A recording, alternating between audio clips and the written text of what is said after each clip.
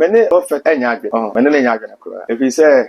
ye maame no owu ni wu what you say owu ko ye ma ne nkoda di na ye nhwe se 1 month da ye ne ye beto ya ba asundwiem na obia ani age na se sa ba hye nkom wachile se obi be ku obi e de wini power obi be ku obi ayesen ya ye hwe amanyofo ya o me yempanifo ha na hwe obeku obi de wini power what you say ma ye mfa sa de no enwura ye political system no ye difo what you say ana ye wura no so no we sof pani wakasa asofo nkura ni pi sua ne nsem ahwe ya na ono obeka sei no na fe asofo nkura omo ne nam no mo so hye nkom obi be ku obi e de wini power obi be ku obi emwa oman Ghana ene ne political we na ye what you say enti me de mesele say ya ma me akwa Donkor ya oba pani what you say na wo nso de ye obi ana yale eda ho ansa na wo obi wo ha wo nso won na mo nso doctor for catch your problem a ehye ne mu a anya sem ketwa what you say enti me de me hu bibi asa me nyame enyi bibi a nkyere me say bia ye be ku bi because of power na bibi sa what you say enti mesele say me ho ne de me ni wi anya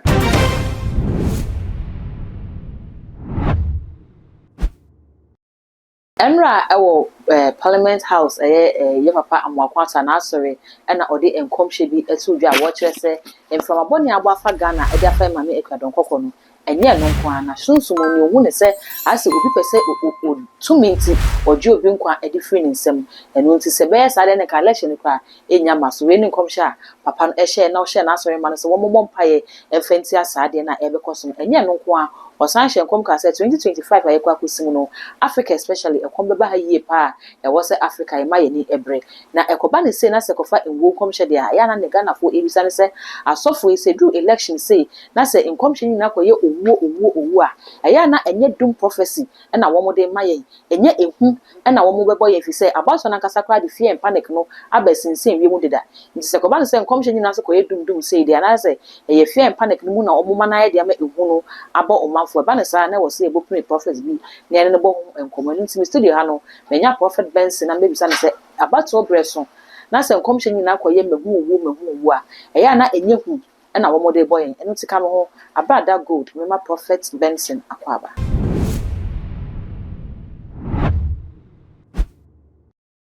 Prophet pacho mo Akua. mejo so mawura na what say Papa nyame adom na so ya Yesu adom ye ho ye odifo enkomoni nyina ni abato bremu na ewi edifo ni nim se abato breso se mo hye enkomi pa na kame se fi se Akua Donkor efi mu enkomhye na eba bonten nyina koye owu na no prophet sa de enkomhye aba beto bonten kire se wo hu se nye ma me nkwa na ebefim 2 minutes obi beku obi dia petumi se koba ne se na se edifo no mo nkomhye nyina koye owu se ya enye hu ana ya na mo de boye meda wase mewura na de tie ni mene prophet enya adwene mene ne nya adwene kura if he say ye maame no owu ni wu what you say owu ko ye ma ne nkoda di na ye nhwe se 1 month da ye ne mu ye beto ya ba asundwiem na obia ani age na se sa ba hye nkom wachile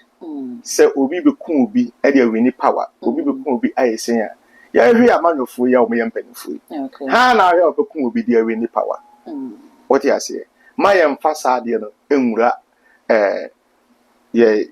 political system no ye difo what you say ana ye wura no so no we sof pani wakasa asofo nkura ni pi sua ne nsem ahwe ya na ono obeka sei no na fe asofo nkura omo ne nam no mo so hye nkom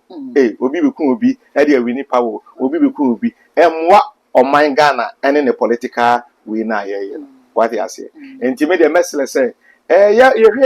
ma me Akua Donkor ya oba pani what you say na wo nso de ye obi ana yale eda ho ansa na wo obi wo ha wo nso won na mo nso doctor for catch your problem a ehye ne mu a anya sem ketwa what you say enti me de me hu bibi asa me nyame enyi bibi a nkyere me say bia ye be ku bi because of power na bibi sa what you say enti mesele say me ho ne de me ni wi anya adwene okay papa ye hwe mame Akua Donkor wo any issues a surround him or yamanuni no ho ye den or born into or coba one show science be as say ni baby ye ya anan ho do no bi anase bibi mpo ya kaso maami kra once bi a ye hu ebisa na se ka so wo yare na fefre de hwum ya ante hwe ni ati ni wo no enkyere se no kra bibi hye wo na se oh dabi me de bi yesunsu nipa what you say na me yesunsu nipa nti obi kasa no problem between okay wo hwe oni Kofi TV interview bi a on bi sanes wo wu a bwana kasa na se malusi so mra so ba banes wo wusisi a what you say aha enti wutun se bwana wo yodifu a ko hye nkom aha what you say enti emprepi no wo hye obi a questions bi a bebisa na ya na ohunhum no kyerɛw etumi kyerɛw se nipa yi ebia na bibi wo what you say aha enti me de meka kyerɛ o man Ghana nyina ne se maame no na ni afi ana 2 maame no so wayale o so wanyale o yenye na busuafo okay na bias wa popri abusua na ka bo se yale bia na hyehye maame no ho no na ya dom bi nti ana bia no onenam saa what you say na mesla before no so say so wo bi sasi a ma yenyina so and score political or a prophetic idea point bia me yenyina so fan and score prophetic points bia this election ye beto awie peace ebeba o man Ghana ye nku ye ho ana obi enu a obekum obi sa nipa o master ne no they say o maka say 12 ha na ebekum emu bi edia apepos ana position ensi e wo man Ghana enya de ebesi enti my score prophetic goals bia papa fe yin mu rasunsumu ne ehwese ne etie abato ne yekwa akoto akanse ne yekwa akosi se obi a wo ho kwan se nipa to wi obi atire mu pone se obedi Ghana konwa no obi ene ho amgidi se obisa no beka se o bi a me ko test waters na hwe me ko try hwe se menya obi atire mu pone including ye mama a wonya ne bedi koi no obi atire mu pone se obetumi afa konwa no eba ne sunsumu se na se yekwa akosi akan bi a ano ye hye ya obi wo sunsumu bambo bi a na se okona se okay o se wo ye bibi ansa na konwa na afa na o ya nya kanya ne kwanso ano bawura abede wase na ma maintain tro kakra because one major prophet na kasa what you say enti man tro kakra he enyo obi a na stand election na office obi win you enyo obi a ma me ka Donkor stand election every year so wu na me nya so se pia Donkor person win election I'm telling you obi o wa person ogidi obi o person no sini din wo ska de yisi no eje no betumi ade atua o person ni din ba ballot people no so on so at a point in time na Ghana stand election but within the person no no say nya de obeden win okay enti ano de wo enti ballot people na ask ke no person ni din be da na eni ni sika ke no papa person otugu keke mama enti mama Donkor no please o win election papa ko interviews are several times we bisa no o se obewini abano Ghana for beto abano senye owo na befa ne kwa na nka ne tiri mo po nyina se daachi bi obetena Ghana konwa daachi bi ana election na no sanye election we kwa because ye yina tikuro ha no ko mama ye yina tikuro enu se mama Donkor o win election okay but sunsu ma sama wodi abai mama nche ade keto bi o sunsu mu wi ase a competition na competition demands sacrifice okay now why is it sacrifice the sacrifice is that I want to be the winner ultimate winner what you say enti do a obi abon mpaye yesi okosele na ahonhoma omukuta tumi no emfa oman Ghana akonya kase no emma what you say obi abon mpaye okay na yankopɔ so ti obi ampaye what you say enti ye no de election bedu a enwoma koso na enwoma ekoso no obi a obestane election bia ni mu odu okay ya sheda yi no what you say ansa na obestane okay enti to say obi bekum obi no ono abetle kunwa no so no eno no na make sure say anya possible okay what you say han na betu beku han okay what you say na your physical na say spiritual okay dia me what you say na sanka spiritual ye beto aba ye kutumi kunkun kwofo dia enka Ghana election ya ye nka no nipa ewu okroma enti ma ye nyina bibi so enkasasa What you say? Obi anya the sacrifice. Why be winning? Why they? Why winning? But to say obi obi no no what they be di akunya de. Okay. Ah omo nyina standing for election we de. Adabraka ensi da. Okay. Papa why sunsun mu ni pay? Ebia obi ekwa akanse bi. Waba wo. Papa, me kosi akan. Me di dwuma bi. Bibi simeni so amepese minya. Projects bi mepese meye. Me ni obi pre bibi ho. Boa me sunsun from a. Enyima be na bi edu from me pa. Oh, mommy, it's like, mama can be secret, but metro de ketu e no we say odi for benz de ti anko for say ma ben. Okay. One wa boy be fa no abosoma kotre. Ne bro for dey say agama lizard. Yeah. One we say odane dane.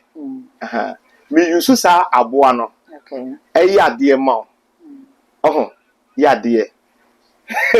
Say ade no enye wo dia kura na nipa na wonno e wo so win no ne munye dua ye beji ama ye bo pa daniel e di ama o se sa abo no ne ho won pa wo dandan se wo hia na watade ya wo sei sa atade no be daniel akiro okay kala bi obehu no o tumi se odane sa kala no o ti ase endi se wo hia na wo ye watade ne white obe no white ama we e buru be ni buru ama what you say ye yesunsun wadwa no ne de bo adane okay what you say it's the same aboa no so no ana obi a wadi ohia ye pese obes kan be diska ye de ade ma no what you say the same aboa no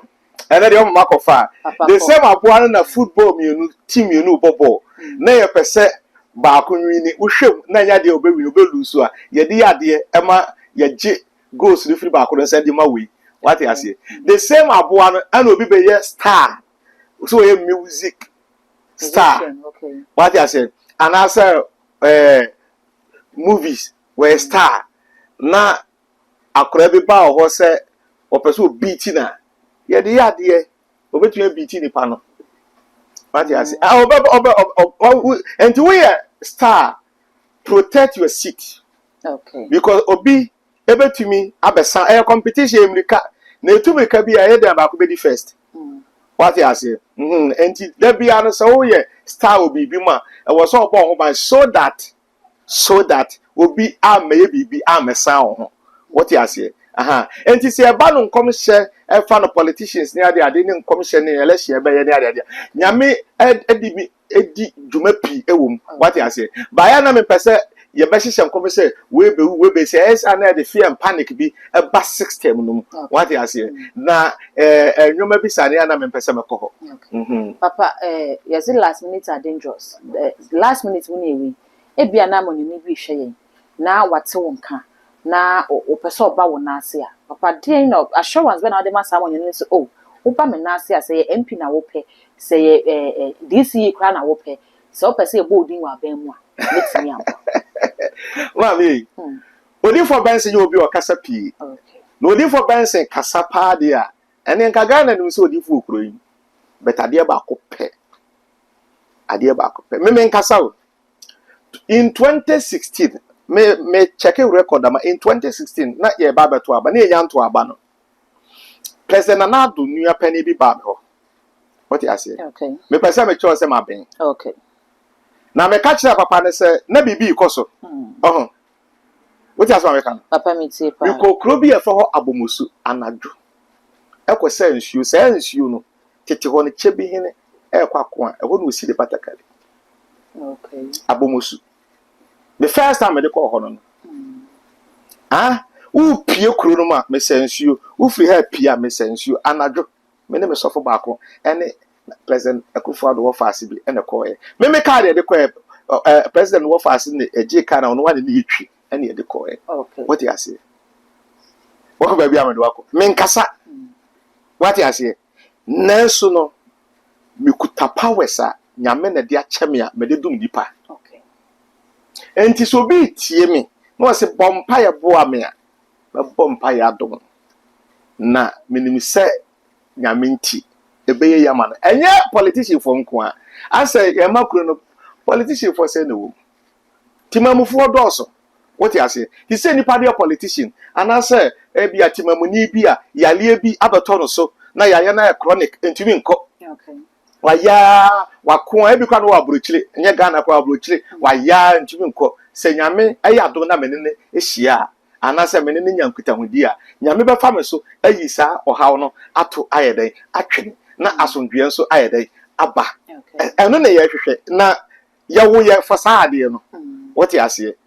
ko nyame fra me na mo 13 years hwe ma 90 mu abepe mu sabele na nipa ma mo mawo e wo Ghana ha nipa mo pay yefuna na ya ibi mu awodi ma p what you ase nipa bi a omunya yale bi a nanka nipa nya no so mbewu abusuan nya no so mbewu bi die stroke ni akase nyame nti eya na da bia ekofom ni ama papa na yeden wa yekese nyame nti se bedu anim dia ho beto papa yesi batakari ados ame hu kramo papa ebia obi tie yin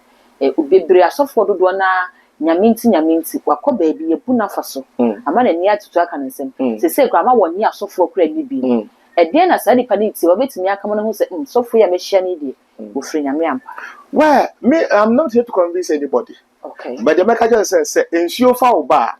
I know instead of what Jens you did. And what I say. Na, what's once you so as one son and penny for so would ye, and will you do what I say. Na, would you for Papa Biano or Casa? Would you, would hear the bare 5 minutes? Did you catch yourself? This is a genuine prophet. Okay. Ya obi a wasa se okọ obi asoro kura na ho ofiri nyame a ho wudu ha honhom no honhom wo emu ya honhom ne kasa na times ye ntie honhom no what you say honhom be cho say we obobo we masoma no we mayese asin se nipa no woni hunkita ho die mintu mo beto obi tie me na woni o how bi a what the omrese obesoma hwekeke what you say na emumu no maso abofo no be make sure say nipa no na ho beto no eya chede eya me gift what you say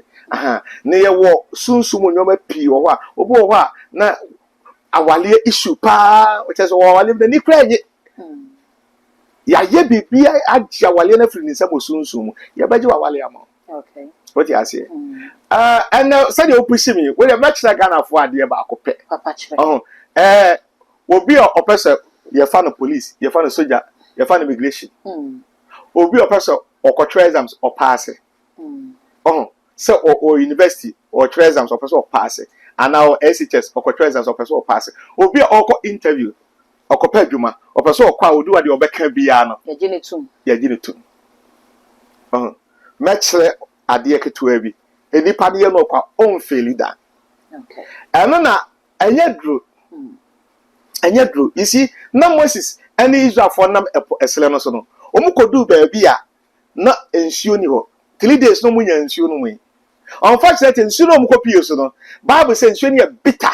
Ya kase bibia bitter na ensuo no it takes anyu no untumi no it takes less anyu no na Nyankopon ka che bosi say we nye problem. Mechiro ha bed utitu ensuo no mu a ensuo no be dey bibia probia wasafo a problem bia was solution to bia wo de wo ko interview wo ko give visa wo ko interview wo ko police adwuma wo ko padwuma wo ko soldier adwuma wo ko try exams wo popo ya e bofre ye bofre okay bofre ne popo no sa popo na ne avocado pear popo ne de popo ne bofre popo na e bofre na pear ne avocado no na ba no na ba na shemedo no kukuwa dendenden twakakla yewo eduaba be fa na asawa anasa asan ana asaba papa na edidi akutu na yes udi akutu na nye da na de ato anu mu no pe eno so 7 yam wo yam a kusua wo no kusua medo no yoku na ehye mu no yi fafra na wo de wisa di na nadwo awokoda eye pe aba asa ne ekutu ya nwuna ide tu enuma ne yede na yedi yes ana afi kusua yoke no wanu ama na ben wo yi yoke no na de afra sa ne mi no wa yam pe no ene asaba no na de yoke no am mix no okay na wadi sa avocado no na ba no eye duro kese Okay. What I say? Would do ya? Exams be our bachelor, but pass it. Interview be our own Felita. Okay.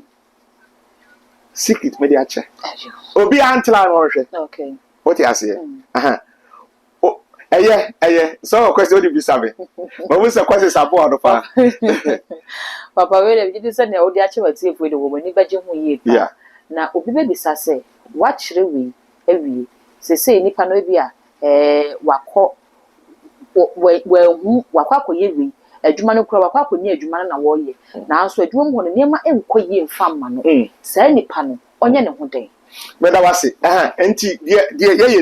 de ye ni maame sani abe abo wi se mabe anase adwuma sunsu meya de aboa wo wo ba me ho a ade na wo de aba no meya ma na wokọ na wo san ba na fe ye be kasa. For example, wozo pese be ma no oyo wedding ana nyame ado ma ya de ama wa ya wedding enti say se awo wokọ na wo problem ha wa obeba what I say enti obi ba manimu a eya me premi wo se meji ni ska bi okay we no say dia ma ya ma wokọ obesa ha den aba what I say wo shele na wo ye ja bia na no say for example o peska wo bi ho Ghana for ye Xmas obi a peska kakari aton ade enti say wo ba me say wo fa wo ska memwa ana nyame ado ma ya ade ama ana wo fa na ma e bia 5,000 ana 10,000 wakwaje why adwuma wo de aton ade kaka wanya kaka se papa e se mpese me ye bilonia okay me pese me nyeska me pese me buy 1 billion na 2 billion what you say won say afede ye koyanim sana me hwehwe okay enti se me ye e bia oba se pe kakra me ya de ma me se ko benya wonya wie na opekesi a oba ane de na de kakra ba na akokra me nso me de aye nwoma na nwoma koso sana tie na nye se wo hweda ye ja bi Dabi mi yenya bi ba me pese ohu se mi wotumi se mebo se enipa no oni tumi a oba oba giu sika kase onu se once and for all oni wi biom okay ye be chwati ase ba prophet dancing de obi wo yale stroke me ya de oba sole okay what you say dem bi abeka chen for say me ya sole ya me she suit ba edu sunsuma me nye kula ye used to go ye nwuma what you say na wi ase su bibia no sunsuma de na ba ho na mu de me chwati ase enti se ba no sunsum nsem de a me ya de mani pa me pese me charge no Ghana fo edi no kure se Ghana fo mu se papa yi o ya de na de no ye na adwuma ho you don't ask people for money they give you what you say they give you offer on beto from on be shaw me tie nkofo adawroba ana mo hwe me okay approach for Ghana for na hwe me what you say most of them ni na no I don't take any money from them what you say ebi onu se bia papa yi ebi odi nyoma miuni bia na so betu ka ko ba bi akoto ade aya de me man patriska eno ye different okay and the make Ghana ne say problems wo wi ase na solution ho hwe yale wo wi ase enwoma ennan na de yale ba what you say aduane die okay number 1 sex number 2 ensunum number 3 anamframa papa aduane empemu agro yeah ensu ayeno yes emframa ayehome yes enyema nan na wo kire say the problem ba na de yale ba na de yale ba ni paso what you say papa kwan benso yeah aduane a obedi no se we ni aduane papa okay oba yale what you say enti yale pie nya fra aduane okay yale pie nya fra aduane enen nkofo diabetes a hankofo yi ni nyina aduane die bakwana brand ya jifufuo ni nampa anya asem ketewa wodi abayale otoyare ama no otoyale beto no so twoba ho peso wo kire se wo twene no wo champion na we skache obi it's better what you say but se enipa no fo cheto kwanya yale ni bia ye wade nso a se ya che onyoma nan a de yale ba no ye wonyoma enan wo ho a eno nso eyi yale no to twene okay papa nyama nan ne bi wa kosona so ye brand we de famu mienu bi eche yen kwa anyoma na no emu mienu am de be chew ne se simple haban ye nyame aboyi okay haban ya de bi yi yale bi ato twene what you say haban Enti wo de ba me fa ba ko ya nche na haba bia na obo na haba ba ko tun sa yale pi. Okay. What you say? Okay. Aha. Enti wo hwe ti se bibi ti se sex se ya. Wo ni obi koda na o HIV obenya. Wo ni obi koda na o gonorrhea obenya. What you say? Aha. But so bi ayale pa so bi ko de ma me ma simple ade obi o yesu anya ni immune system because HIV no emo anu ma wo immune system na yeden. Ne kwamwa na wo ni mu. Aha. And I cut down na o so ti na wo yesi. Wo de onyusu ayi jene ya. Oh, ketu o kesi o abrofo dio Ghana dio alata dio onyusu. Okay. On blended anopa bia onum bi. Anwumle bi okoda onum bi. What you say? Ebe kokoro ne system be kumwa bi wum obeye okay. Okay. What you say? Kodu ye efe no kodu ni nti utu ase na. Ni ntini na wase ye do. Ontwitwa. Oh. Na onwa. Otwitwa onwa. Onwa wie a wonum no anopa ene anwumle. No hu miracle a ewo enuaba ene enwoma nyam ya yabaye. Okay. Ya lebia won ebetu ase obedun so ni nyina ato agu. Me ye ne sia beka se oyusu aduro. Enye aduro. Okay. But eye achede anyame dia adan. Ache adasa.